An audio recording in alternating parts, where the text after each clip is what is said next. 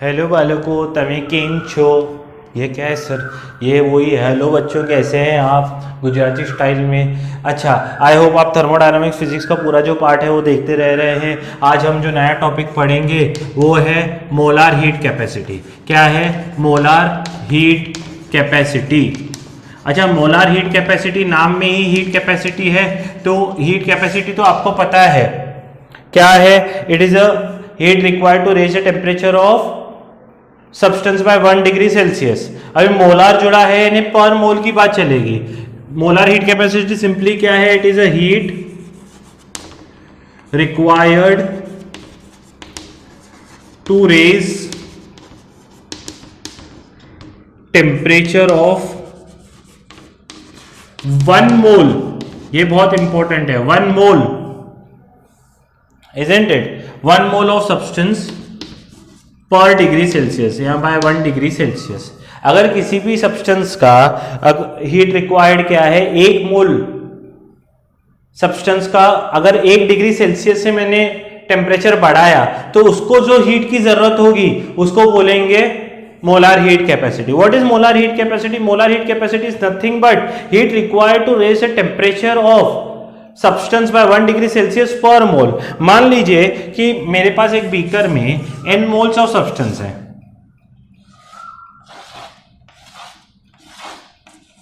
n moles of substance है, ठीक है। इसका टेम्परेचर हमने डेल्टा टी से बढ़ाया, इजंट इट? डेल्टा टी यानी मान लीजिए 10 डिग्री सेल्सियस होगा। इसको हीट किया गया, इसका टेम्परेचर बढ़ाया गया, तो इसको मान लीजिए h हीट लगा, Isn't it? तो H हीट लगा तो मोलार हीट कैपेसिटी कैसे लिखा जाएगा? H हीट को हम N से डिवाइड करेंगे, यानी पर मोल चाहिए ना हमको।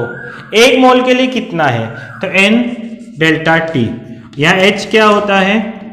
C N delta T, Isn't it? C क्या है? मान लीजिए C आया 10 जूल पर मोल पर डिग्री सेल्सियस। इसका मतलब क्या है? पर डिग्री सेल्सियस, यानी किसी भी एक सब्सटेंस का 1 मोल लूंगा मैं और उसका टेम्परेचर 1 डिग्री सेल्सियस से बढ़ाऊंगा तो 10 जूल लगेगा। समझ में आ रहा है? मान लीजिए मैंने आपको बोला कि A सब्सटेंस है, उसका C है 10 जूल पर मोल पर डिग्री सेल्सियस। मैंने बोला ये जो है इसके मैंने 5 मोल लिए हैं A के कितने मोल लिए हैं? 5, और मैं इसका टेम्परेचर बढ़ा रहा हूं 20 डिग्री सेल्सियस से, तो टोटल हीट कितनी लगी? आप बोलोगे सर आपने बोला है 10 जूल पर मोल, 1 मोल के लिए 10 जूल है, तो यहाँ 5 मोल है, तो पहले तो आप क्या कीजिए, इसको 5 से मल्टीप्लाई कीजिए। 5 से मल्टीप्लाई करने के बाद ये तो मोल्स में हो गया, ये 50 जूल 1 डिग्री पर डिग्री सेल्सियस के लिए है ना, ये 1 डिग्री सेल्सियस के लिए है। अगर टेम्परेचर आप 20 से बढ़ा रहे हो तो इंटू 20 भी कीजिए, तो ये क्या है?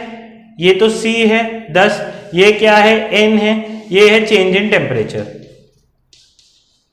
तो यही तो लिखा है मैंने, ये क्या है? C N डेल्टा T, ये C N है, ट्राइंगल 2 बार, C N डेल्टा T। जैसे आप H लिखते थे ना MS डेल्टा T, या S के जगह C आता है, जिसको हम बोलते हैं मोलार हीट कैपेसिटी। यह वो हीट है, मोलार हीट कैपेसिटी वो हीट है जिसको जो लगती है 1 मोल सब्सटेंस को 1 डिग्री सेल्सियस का टेम्परेचर बढ़ाने के लिए। अगर किसी भी 1 मोल सब्सटेंस का अगर टेम्परेचर 1 डिग्री सेल्सियस से बढ़ाएं तो उसको जितनी हीट लगेगी उसको बोलते हैं मोलार हीट कैपेसिटी। इसका टेम्परेचर 1 डिग्री से बढ़ाने के लिए हीट लगेगी ना, तो अगर 1 मोल होगा तो जितनी हीट लगेगी उसको बोलते हैं molar heat capacity. It is represented by C, और C क्या होता है? Heat, total heat upon N delta T। ये दोनों मल्टीप्लाई में है तो इधर डिवीजन में हो जाएंगे ना। अच्छा, ये भाई साहब जो C भाई साहब है, इट डिपेंड्स ऑन प्रोसेस। कैसे मैं अभी बताऊंगा, आप पहले इतना लिख लें स्क्रीन पॉज करके, depends on process. It depends on process. क्यों प्रोसेस पे डिपेंड करता है मैं आपको बताता हूं। ये H C क्या है? H यानी हीट एब्जॉर्ब पर यानी divide by N, N delta T. आप स्क्रीन पॉज करके पीछे वाला पूरा लिख लें। देखिए अभी ध्यान से देखना, जो सी आया वो आया H N delta T. H क्या था? सराउंडिंग से जो हीट एब्जॉर्ब की गई, टेम्परेचर बढ़ाने के लिए हीट लगेगी ना। अच्छा, एन क्या है? Number of moles, delta T change in temperature है। मान लीजिए एडियाबैटिक प्रोसेस था, एडियाबैटिक प्रोसेस था। एडियाबैटिक प्रोसेस में आपको पता है नो हीट एक्सचेंज होता है, नो हीट एक्सचेंज होगा, हीट आएगा भी नहीं, हीट जाएगा भी नहीं। तो H कितना होगा? 0। अगर H 0 है तो C न्यूमरेटर में 0 आ गया, तो 0 अपॉन एनी नंबर। तो देखिए यहां पर C क्या होगा? 0। समझ में आ रहा है? C क्या होगा? C क्या होगा? 0। उसके बाद नेक्स्ट क्या है? Isothermal process. आइसोथर्मल प्रोसेस में आपको पता है कि डेल्टा टी 0 होता है। आइसोथर्मल प्रोसेस में क्या होता है? डेल्टा टी 0 होता है, नो चेंज इन टेम्परेचर। अगर नो चेंज इन टेम्परेचर होगा तो आपको पता है, तो C क्या होता है? H upon N delta T. तो डेल्टा टी 0 आ गया, तो H अपॉन 0, यानी ये पता होना चाहिए। C यहां पर क्या होता है आइसोथर्मल के लिए? इंफिनिटी। सी क्या होगा? इंफिनिटी। यानी देखिए टेम्परेचर कांस्टेंट, हम हीट देते ही जाएंगे पर टेम्परेचर चेंज ही नहीं हो रहा है। मोलर हीट कैपेसिटी क्या है? थोड़ा फील लो। Heat is heat required to raise the temperature of 1 degree Celsius. हम टेम्परेचर हीट देते ही जा रहे हैं पर टेम्परेचर चेंज ही नहीं हो रहा है। मोलर हीट कैपेसिटी कब बोलेंगे? जब टेम्परेचर 1 डिग्री सेल्सियस से इंक्रीज होगा। पर यहाँ टेम्परेचर इंक्रीज, हम हीट देते ही जा रहे हैं, देते ही जा रहे हैं, देते ही जा रहे हैं, देते ही जा रहे हैं, पर टेम्परेचर 1 डिग्री सेल्सियस से बढ़ रहा ही नहीं है। इसलिए सी क्या आया? इंफिनिटी। आना भी चाहिए, ठीक है। अच्छा, नेक्स्ट है आइसोकोरिक प्रोसेस। आइसोकोरिक, ठीक है, आइसोकोरिक प्रोसेस। आइसोकोरिक प्रोसेस यानी चेंज इन वॉल्यूम 0 होगा। अगर चेंज इन वॉल्यूम 0 होगा तो आपको पता है वर्क डन भी 0 आता है। तो डेल्टा H क्या होता है? Delta U plus work done, बराबर है। तो वर्क डन तो 0 है। Internal change in internal energy कैसे लिखते हैं? F/2 NR डेल्टा टी, है कि नहीं? और वर्क डन तो 0 है ही, यानी डेल्टा H कितना हो गया? F/2 NR delta T. अगर C लिखूं मैं, C लिखूं तो C लिखा जाएगा H upon N delta T, यही फॉर्मूला। H कितना मिला इधर आइसोकोरिक के लिए? F/2 R NR delta T, NR delta T. और डिनोमिनेटर में तो N डेल्टा टी है ही, तो N ने N को मार दिया, डेल्टा टी ने डेल्टा टी को मार दिया। तो ये क्या होगा? C। ये C किसका है? जब वॉल्यूम कांस्टेंट है ना तो इसको हम लिखेंगे मोल CV। CV यानी क्या? Molar heat capacity at constant volume. तो CV क्या आया? क्या बचा? F/2 R, F/2 R, ये C है, F/2 R। समझा? Molar heat capacity at constant volume बोलते हैं इसको। यह आइसोकोरिक प्रोसेस के लिए आएगा। उसके बाद है आइसोबारिक प्रोसेस। आइसोबारिक प्रोसेस में आपको पता है क्या कांस्टेंट रहता है? प्रेशर। तो इसमें डेल्टा U तो क्या लिखा जाएगा? डेल्टा U लिखा जाएगा F/2 NR डेल्टा टी। ये तो चेंज इन इंटरनल एनर्जी इतना ही होता है। वर्क डन क्या होगा? Work done NR delta T होता है। आइसोबारिक प्रोसेस के लिए आपको पता है P डेल्टा V या NR delta T. Delta T में लिखता हूं मैं, तो डेल्टा H लिखा जाएगा work done plus U, delta U। तो वर्क डन कितना है? NR delta T plus F/2 NR delta T, बराबर है। तो NR डेल्टा टी कॉमन निकला तो अंदर बचेगा 1 plus F/2 NR delta T. समझ में आया? तो अगर फिर से मैं C की वैल्यू निकालूं, C क्या होता है? Delta H upon N delta T. तो डेल्टा H कितना आया है? 1 plus F/2 N R delta T, आप स्क्रीन पॉज करके पहले लिख लेना अलग अलग प्रोसेस का। तो ये एन डेल्टा टी कैंसिल, तो बचेगा क्या 1 plus F by 2 into R. ये कब है? जब प्रेशर कांस्टेंट था, तो इसको बोलते हैं सीपी। इसको क्या बोलते हैं? CP, molar heat capacity at constant pressure, वो सीपी हो गया 1 प्लस एफ बाय 2 आर। ये सीपी है, सीवी है F by 2 R. Molar heat capacity at constant volume, molar heat capacity at constant pressure. बहुत ही इंपॉर्टेंट फॉर्मूले हैं, इंपॉर्टेंट है। अरे बउआ समझा? तो ये अलग अलग प्रोसेस के लिए, एडियाबैटिक के लिए 0, आइसोथर्मल के लिए इन्फिनिटी, आइसोकोरिक के लिए एफ बाय 2 आर और आइसोबारिक के लिए 1 प्लस एफ बाय 2 आर। ये बहुत ही इंपॉर्टेंट फॉर्मूले हैं, आपको पता होने चाहिए। अगला देखिए, अभी मुझे जो सीपी मिला, सीपी क्या मिला है मुझे? 1 प्लस एफ बाय 2 आर, और सीवी क्या मिला है? F by 2 R. सही है ना? अभी हम इंपॉर्टेंट एक रिलेशन निकालेंगे, सिंपल है। आर में दोनों से मल्टीप्लाई करता हूं, इधर भी इधर भी। तो ये क्या होगा? CP equal to R plus F by 2 are.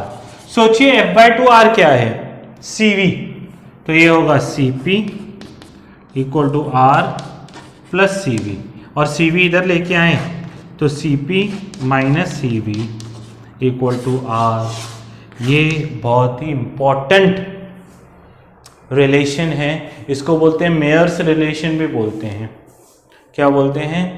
Myers relation. Mayer नहीं, मेयर्स रिलेशन भी बोलते हैं। अच्छा, और एक चीज मैं आपको बताना चाहता हूं जो कि बेहद इंपॉर्टेंट है।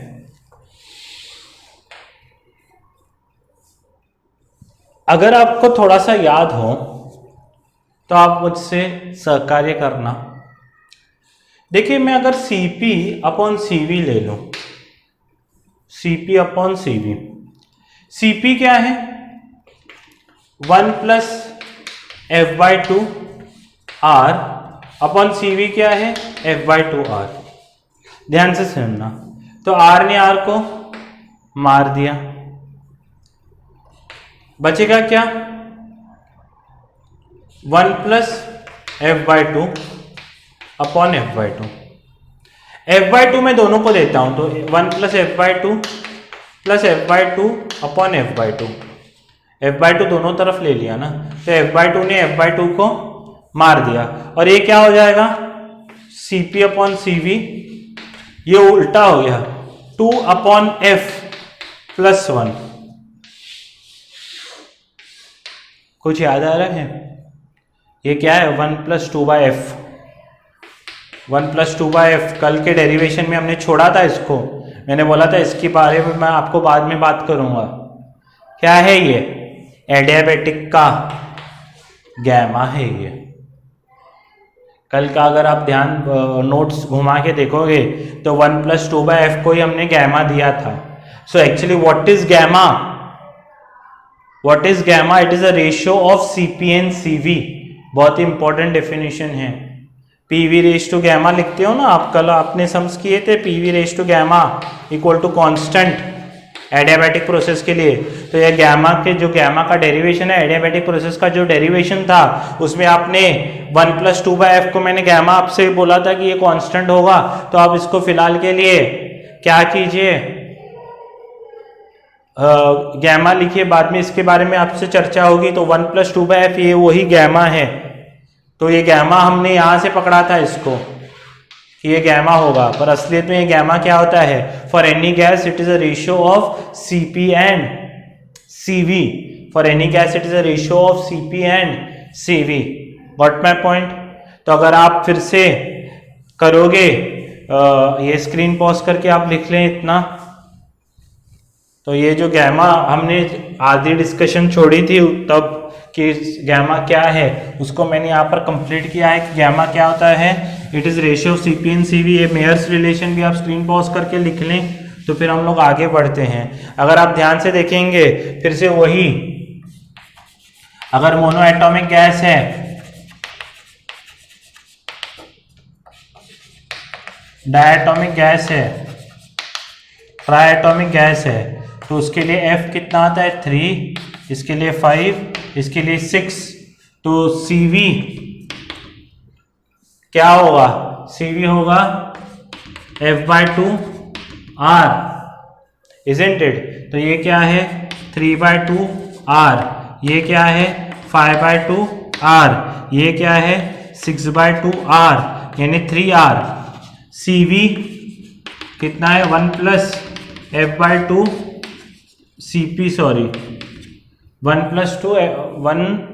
+ F/2R, तो ये क्या होगा 1 + 3/2, यानी ये क्या है 5/2R।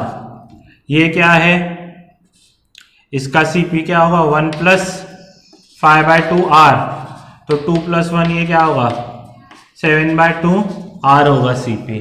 और इसका कितना है 1 + F/2R, यानी F कितना है इसका 6 है, तो ये 1 + 3R यानी 4R होगा। ठीक है, अभी तीनों का गैमा निकालते हैं। गैमा क्या होता है CP/CV, इससे निकाल के देखिए आप CP/CV। आप आई होप स्क्रीन पॉज करके आपने बाकी का पॉइंट लिख लिया है, पीछे वाला लिखा है ना, पीछे वाला आप पूरा मेयर्स रिलेशन वगैरह सब लिख लीजिए। अच्छा, गैमा देखिए,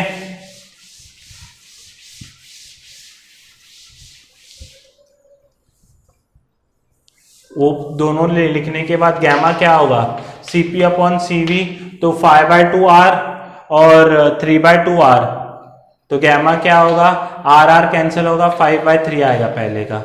ठीक है, पहले भी यही आया होगा। फिर गैमा 7/2R / 5/2, तो 7/5 आएगा। फिर गैमा 4R/3R, यानी 4/3 आया होगा कल भी। तो मोनोएटॉमिक, डायटॉमिक और ट्राइएटॉमिक का डिग्री ऑफ फ्रीडम से पहले हम इंटरनल एनर्जी से निकाल रहे थे गैमा।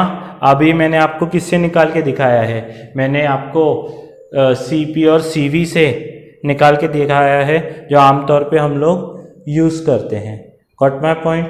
तो ये आप क्या कीजिए, थोड़ा सा स्क्रीन पॉज करके लिख लीजिए। मैं थोड़ा जूम इन कर लेता हूँ आपके लिए टेबल, शायद थोड़े वर्ड्स छोटे आ गए हैं, सॉरी उसके लिए, पर आप स्क्रीन पॉज करके लिख लीजिए पूरा। देखिए यहाँ पर अगर कोई भी जनरल प्रोसेस होता है तो फिर हम कैसे निकालते हैं जनरल प्रोसेस हो।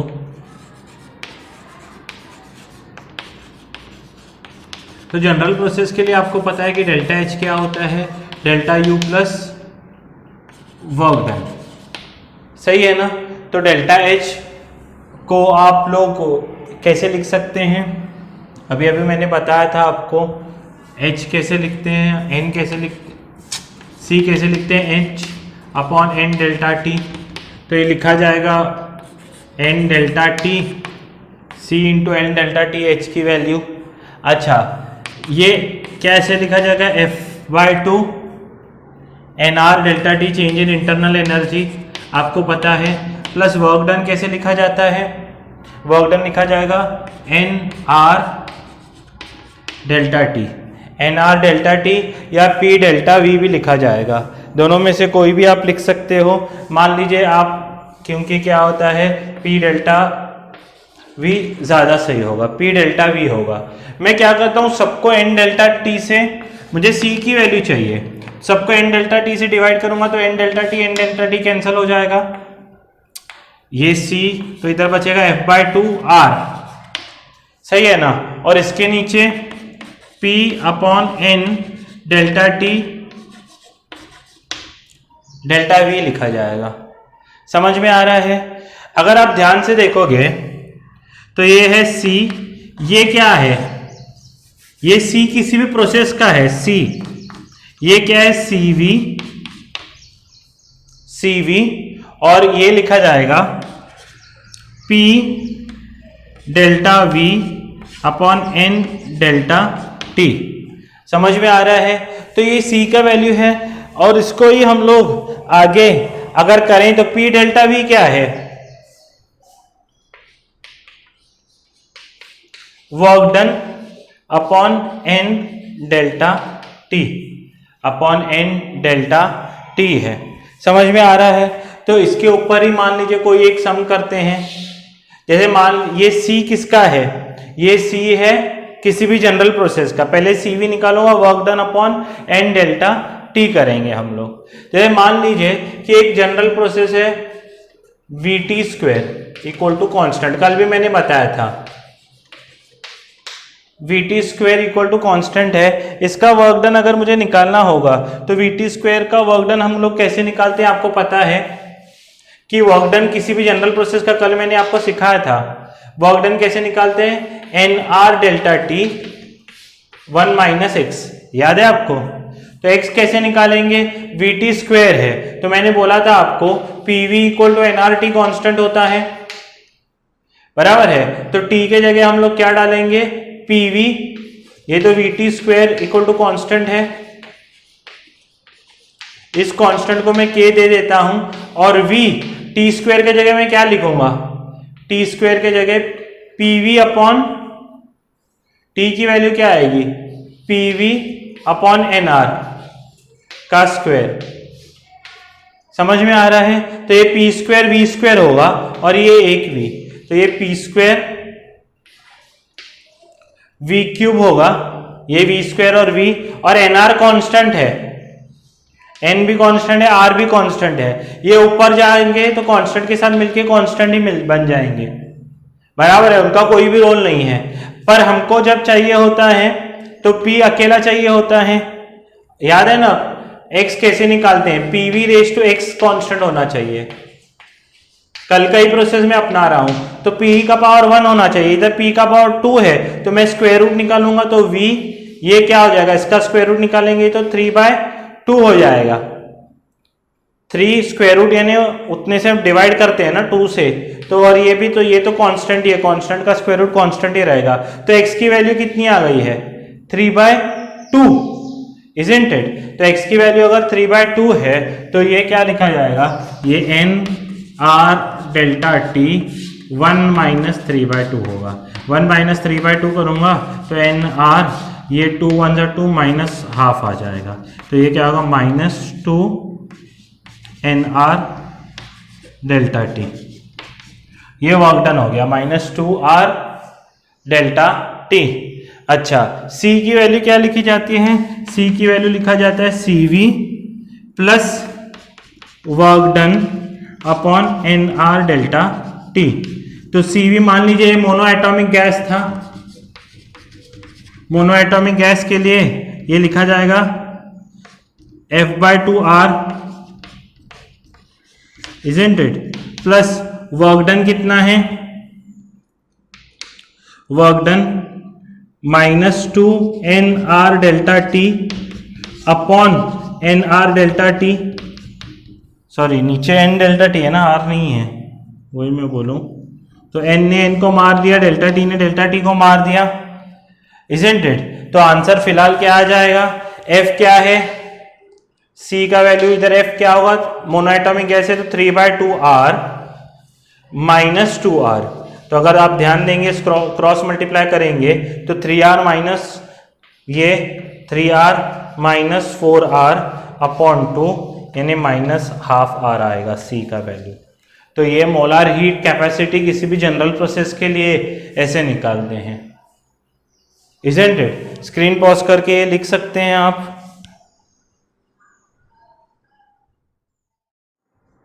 आइए और एक ऐसा ही सम करते हैं। मान लीजिए किसी प्रोसेस का मेरे को पता है V square T cube constant मान लीजिए, ठीक है? तो T को मैं क्या पुट करता हूं? PV के जगह PV इक्वल टू NRT है ना, NR भी कांस्टेंट है तो PV upon K equal to T की वैल्यू होगी, तो ये PV अपॉन कांस्टेंट, ये भी कांस्टेंट है, ठीक है?